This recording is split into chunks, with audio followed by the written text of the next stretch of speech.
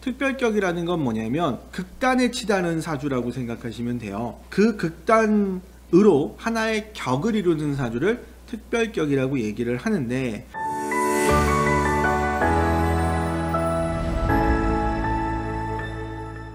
네, 복 많이 받으십시오. 힐링철학원 김동현 원장입니다. 자, 오늘 보실 분은 헨리 사주인데요. 이 사주를 보게 된 계기는 나 혼자 산다에서 사주 카페에서 이제 사주를 본 내용이 있었습니다. 저녁이라고 얘기를 했는데 그 엄마가 저녁인지 아침인지 헷갈리니까 헨리가 묻죠. 나를 사랑하는 거야? 뭐 이렇게 묻는데 그 저녁이라고 얘기를 했는데 해시로 봤어요. 근데 왜 해시로 봤는지는 잘 모르겠어요. 그러니까 해시면 9시부터 11시거든요. 그래서 그 저녁이 아니고 밤인데 저녁이라고 했으니까 술시로 봐야 되는 게 아닌가라는 생각이 들어서 술시로 한번 보려고 하고요.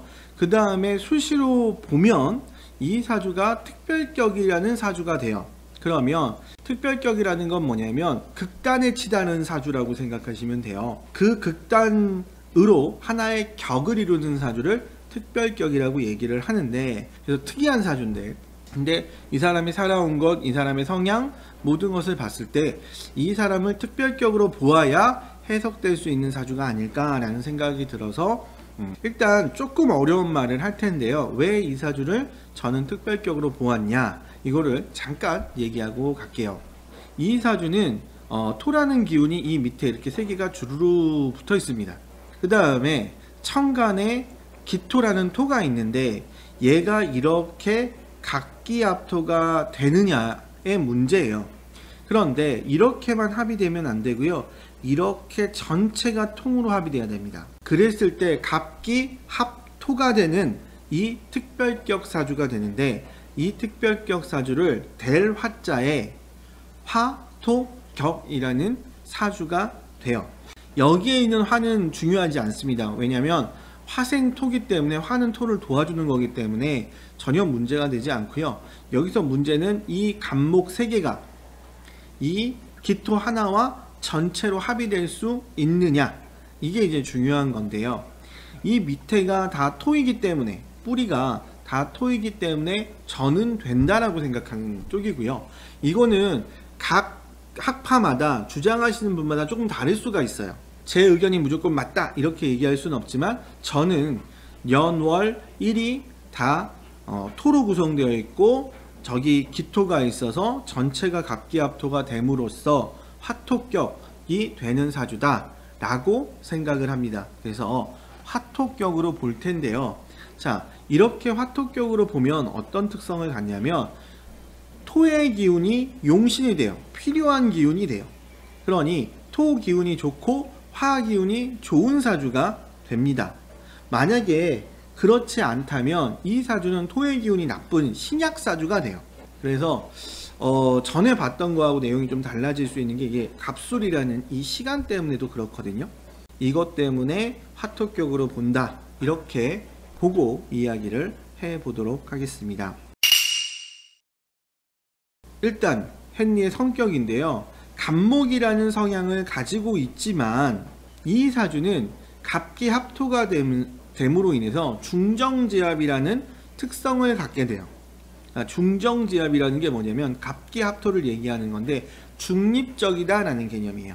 다른 사람의 얘기를 잘 듣고 그 얘기를 듣고 자기 결정대로 무엇인가를 하는 성향이라는 건데, 그래서 간목보다는 조금 더 유연하고 폼이 넓습니다.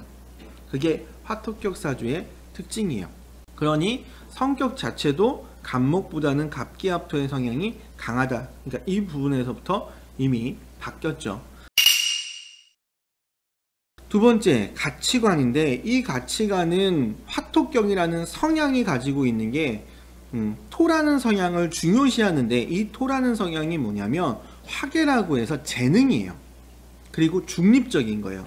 그러니 이 화토격이라는 사람은 중립적인 사람, 누구와 어울리려고 하는 사람, 잘 어울리는 사람이라는 특성을 가지고, 그 다음에 많은 재능을 가지고 자기 개성대로 어떤 일을 해나가는 사람이다라고 얘기를 하는 거예요. 화토격이 아닌 것과는 또 다르죠. 왜? 화토격이 아니면 제 목적을 중요하게 여기는 건데 화토격이면 전혀 다르거든요. 중립을 중요시하고 중도를 중요시하고 재능과 창의적인 부분을 중요시한다. 이렇게 바뀐다라고 보는 거죠. 그러면 재능은 뭐 말할 것도 없이 재능은 엄청나죠. 토가 중심인 사주, 어마어마한 재능을 가지고 있는 사람, 천재성을 가지고 있는 사람. 그런데 개성이 아주 강하기 때문에 모 아니면 도, 천재 아니면 바보, 뭐 이렇게 되어지는 게 이 화토격 사주의 특징이죠. 자, 그럼 이상형은 잘 어울리는 사람이에요. 화토격 자체가 합의되는 거기 때문에 잘 어울리는 사람을 좋아합니다. 그러면서 화토라는 것 자체가 토라는 것 자체가 개성이 강한 사주이기 때문에 개성이 강하고 말이 통하는 사람을 좋아해요. 물론 이게 이제 편재라는 재를 갖고 있기 때문에 애인 같은 여자를 좋아한다 이렇게도 볼 수 있고, 그러면서도 개성적인 사람을 좋아한다 이렇게 볼 수 있습니다. 여기서 제일 중요한 운세를 봐야 될 텐데요. 이 사주를 화토격으로 보는 이유는 이 운세 때문이기도 해요. 21세부터 10년 운을 보면 신미대운이라는 운이 있었습니다. 신미대운이라는 건 뭐냐면 토대운이에요. 이게 화토격이면 토가 용신이었기 때문에 21세부터 30세까지 내가 하고 싶은 대로 어떤 일을 해서 큰 성공을 가질 수 있었다라는 개념이에요. 그런데 만약에 이 사주가 화토격이 아니고 해시나 다른 시간으로 봐서 신약사주가 된다고 하면 이 21세부터 30세까지 운은 안 좋았던 운이 되는 거예요. 많은 기회를 가지고 있지만 그로 인해서 힘들었다, 제대로 갖지 못했다가 돼요. 그러니까 이 친구의 성장을 보면 21세부터 30세까지 운이 아주 좋았죠. 자기가 하고 싶은 대로 자기 개성대로 해서 많이 인정받았잖아요. 그랬을 때 화토격이 맞지 않나 라고 생각을 하는 거죠. 31세부터 운이 경호대운이라는 운으로 바뀝니다. 화운인데 화토격일 때는 화운도 좋은 운이에요. 화토에는 화생토라서 인성이기 때문에 많은 사람의 도움이나 영향을 받을 수 있다라는 개념이 되는 거예요. 그래서 많은 사람의 영향으로 내가 하고 싶은 활동을 할 수 있다 라고 보는 거고, 식신이니까 많은 일을 할 수 있다 라고도 보는 거예요.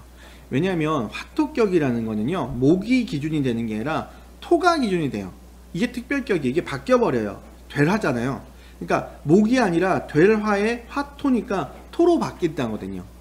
그러면 토로 바뀌었을 때 화는 인성이 되는 거예요.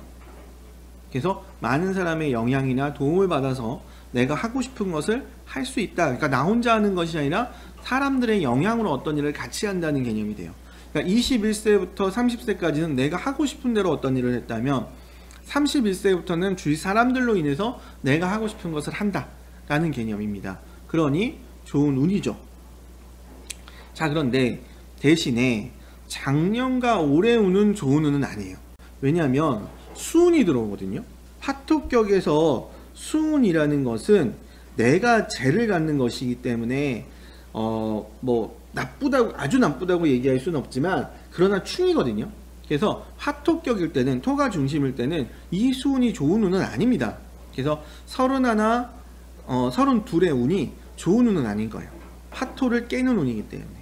그래서 스트레스를 많이 받는다 라고 이야기할 수가 있는 거고요. 특히 작년에는 진해파까지 있었기 때문에 좀 힘들다 라고 보는 거죠. 대신에 내년은 신축년이라고 해서 토운이 들어오기 때문에 다시 내가 하고 싶은 대로 할 수 있다라는 운이어서 아주 좋은 운입니다. 근데 대신에 34, 35이 모군이 들어가요. 그럼 화토격일 때는 이 34, 35의 운이 좋은 운이 아니에요. 화토는 토를 제어하는 기운이 들어오면 안 돼요. 근데 토를 제어하는 기운이 목이거든요. 그러면 목이 들어옴으로 인해서 내가 하고 싶은 대로 할 수 없다는 개념이 되기 때문에 34, 35을 조심해야 된다.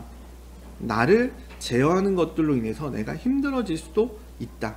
그러니 내년까지는 내가 하고 싶은 대로 마음대로 하시되 34, 35은 충전의 시간, 무엇인가 쉬는 시간, 그 다음에 뭐 공부하거나 이런 시간으로 보낸다면 훨씬 더 좋겠다. 이렇게 볼 수 있는 거죠. 그러니까 운이 완전히 바뀌어요. 이 특별격으로 보느냐 보지 않느냐가. 그래서 그런 부분이 있다라고 얘기할 수 있습니다. 그러니까 여기서 이미 이 친구에게 전하는 말은 했다고 볼 수 있는데요. 작년과 올해는 조금 힘들었다. 내년에는 내가 하고 싶은 대로 마음껏 할 수 있으나 34, 35에는 공부하거나 무엇인가를 준비하는 시간으로 보내는 것이 훨씬 더 좋다. 이때 무리를 한다면 좀 많이 힘들어질 수도 있다 라고 보여지는 운입니다. 그러나 이 사람은 충분한 천재성을 가지고 있는 사람이고 자기가 하고 싶은 대로 하는 사람입니다. 그런 좀 조심해야 되는 운이 있다고 해도 자기 개성을 마음껏 펼칠 수 있는 일, 그 다음에 공부하는 일, 무엇인가 준비하는 일을 한다면 더 크게 나아질 수 있겠다. 왜? 31세부터 41세, 그러니까 50세까지의 운이 좋은 운이거든요.